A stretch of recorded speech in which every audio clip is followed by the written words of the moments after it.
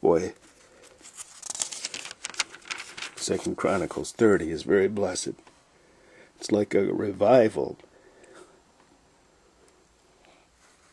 Israel and Judah came together under King Hezekiah, king of Judah, and once again observed what the Lord wanted him to do. You know, the book is complete now. We don't do sacrifices, of course. Jesus took care of that. There's many things that we need to take back and take heed to from what Jesus taught.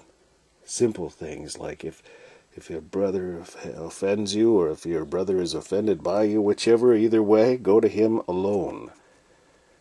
Get it right. Sure does make up for a lot of problems if you were to just do that in the first place. It says in Galatians 6:1, if a man be overtaken in a fault, ye which are spiritual, restore such an one in the spirit of meekness, in the spirit. Remember in the Old Testament it said, the greatest commandment was to love the Lord thy God with all thy heart, with all thy soul, and with all thy strength. That's how things were done, by a mighty hand, a mighty, powerful, going out and fighting that guy, utterly destroying them.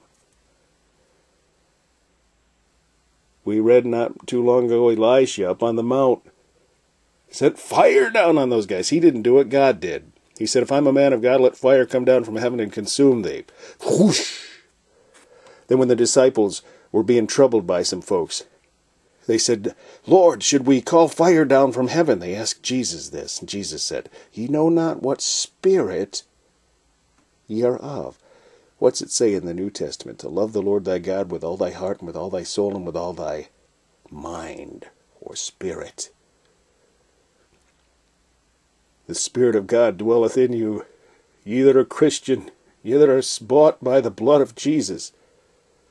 And it's a spiritual warfare.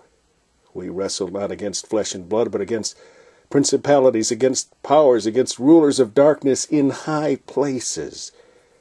This is what Hezekiah took the folks away from. The folks from Jerusalem, or Israel, the Israel folks, who were going to high places in Dan and Bethel, to the high places with spiritual wickedness in high places that still exists. The high places, the so-called high places, where men put themselves above the Spirit of God by trying to correct His book, trying to correct others, as the Pharisee did in the temple as he prayed to himself. I thank thee that I'm not as others, even as this publican. Well, this is some preaching, huh? Let's get on with Psalm 81 coming up next.